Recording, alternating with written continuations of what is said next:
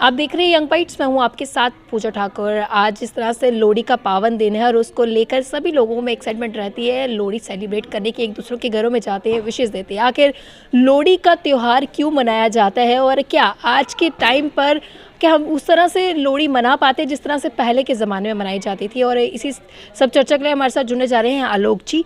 सबसे पहले आपका बहुत बहुत स्वागत है। धन्यवाद। आलोक जी, क्या कहना चाहोगे, आपके ज़माने की बात की जाए, तब को देखा जाए और आज के टाइम को देखा जाए, इस पे भी हम बातचीत करेंगे। और सबसे पहले ये जानेंगे कि आखिर लोहड़ी क्यों मनाई जाती है, लोहड़ी का त्यौहार आया कहाँ से? लोहड़ी में दो बार आपको देखा होगा, दूल्हा भट्टी का नाम भी आता है जी और साथ में पंजाब का नाम जरूर आता है। जी ये दोनों ही चीज़ें जो पंजाब से ही लिंक्ड हैं। फर्स्ट जो है कि लोहड़ी जो पंजाब में मनाई जाती है, ये लिंक है फसल के साथ, जी क्योंकि रबी और खरीफ दो फसलें होती हैं। ये जो रबी फसल जो है ना, जो आज के डेट से पकना शुरू हो जाती है, क्योंकि जो हमारा सूर्य है वो उत्तरायण साइड पे चलना शुरू हो जाता है और धूप तेज़ होनी शुरू हो जाती है, जिससे कि फसलें पकती हैं। और आपको पता है कि बैसाखी में ये काटी जाती हैं।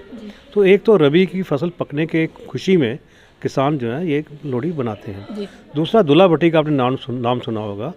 ये अकबर बादशाह के टाइम पे हुआ करता था। कहने को लोग लुटेरा कहते हैं, लुटेरा नहीं था। वो करता क्या था कि अमीर लोगों को लूटता था और गरीब लोगों को वो उसकी मदद करता था।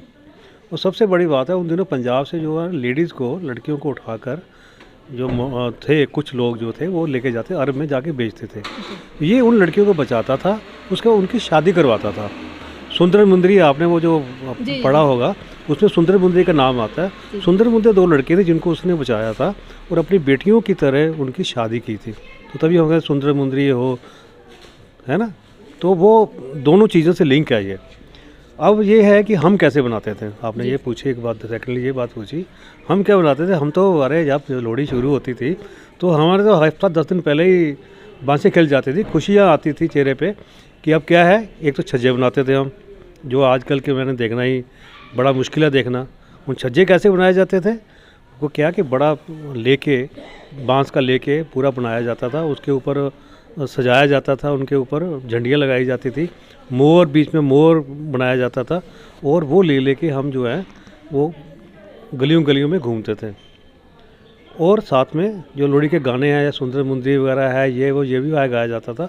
आप अपने टाइम पे कौन सा गाते थे? जितने भी हमारे साथ देख रहे हैं, मेन ये सुंदर मुंदरी हो, तेरा कोल मुचाया हो, दूल्हा भट्टी वाला हो, ये पूरा हम गाते थे।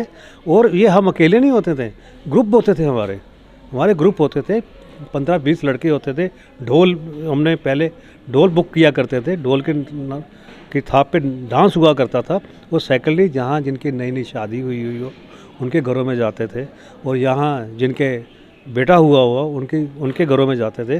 और स्पेसिफिकली वो हमें बुलाया भी करते थे, वो खुश भी होते थे कि ये लोहड़ी के लिए हमारे पास आए हुए हैं। और हम इतना एंजॉय करते थे। और सबसे बड़ी बात है कि हमारे जम्मू शहर में छज्जों का वो लगता था, उन दिनों कंपटीशन होता था कि किस मोहल्ले का छज्जा जो है वो फर्स्ट आएगा, और फर्स्ट आता था और खुशी होती थी। इसलिए हम छज्जे बड़ा अच्छा, छोटे छज्जे भी बनते थे, बड़े छज्जे भी बनते थे। बड़े छज्जे जैसे हमारे बड़े बच्चे हैं तो बड़े छज्जे बनाया करते थे। छोटे वालों को हम बाज़ार से छोटा सा वो त्रिकोण सा बना के उनको दिया करते थे, तो वो उसके साथ वो लोहड़ी मांगते थे। अच्छा, ये एक सबसे बड़ी बात है, आपको बताता हूँ कि एक तो सुंदर मुंदरी हो जब पूरा करते थे हम, तो हमें पैसे मिलते थे, तो बहुत खुशी से हम जाते थे। कई जगह क्या होता था कि वो कहते थे नहीं हमने नहीं पैसे देने, या आप आगे जाओ। फिर हम क्या बोलते थे, हम बोलते थे हुक्के पे हुक्का ए कर भुखा। तो वो फिर क्या था, कुछ को शर्म आ जाती थी, हमें बुला के पैसे देते थे, नहीं तो फिर हम आगे चले जाते थे। तो ऐसे हम अपनी लोहड़ी का पर्व जो बनाते थे। और शाम को सबसे बड़ी बात है कि हम क्या, मोहल्ले में लोहड़ी बनती थी और महीना पहले हम ना लकड़ियाँ इकट्ठियाँ करनी शुरू कर देते थे।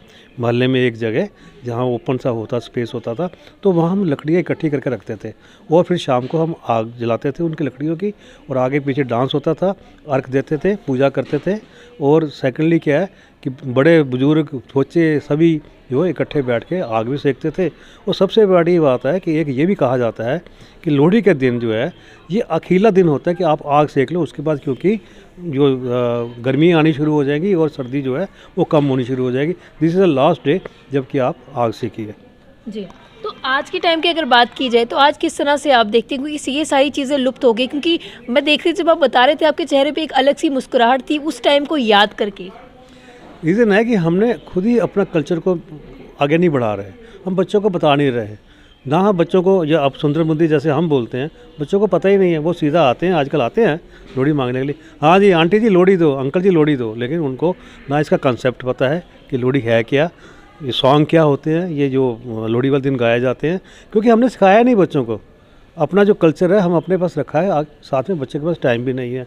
कुछ ऐसी बात हुई है कि सब टाइम ही नहीं है, वो इतना हमको बिजी कर दिया हुआ है हमने उनको स्टडी में या और बातों में। तो अपनी संस्कृति को बचाने के लिए हमें बच्चों को सिखाना चाहिए। मैं तो कहता हूँ कि ये स्कूल में कंपटीशन होना चाहिए।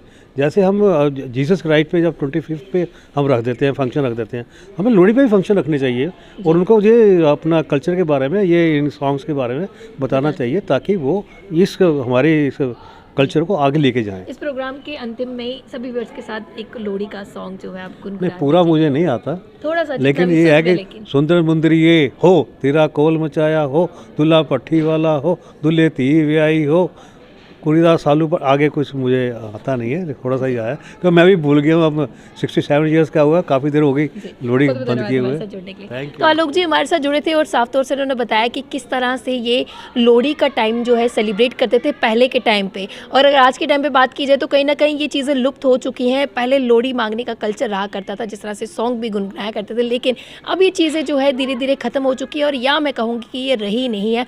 और इन्होंने एक अपील ये भी की है कि हमें पेरेंट्स को, जो अपने बच्चों को वो चीज़ें बतानी चाहिए ताकि हमारी संस्कृति जो है बरकरार रहे, और सरकार को भी चाहिए कि स्कूलों में इस तरह के कॉन्सेप्ट लेके आए ताकि वो भी अपनी संस्कृति जान सके। अगली वीडियो का फिर मैं हाजिर होंगी, तब तक आप देखते रहिए यंग बाइट्स। फिर जर्नलिस्ट राजीव गुप्ता के साथ मैं पूजा ठाकुर, यंग बाइट्स जम्मू।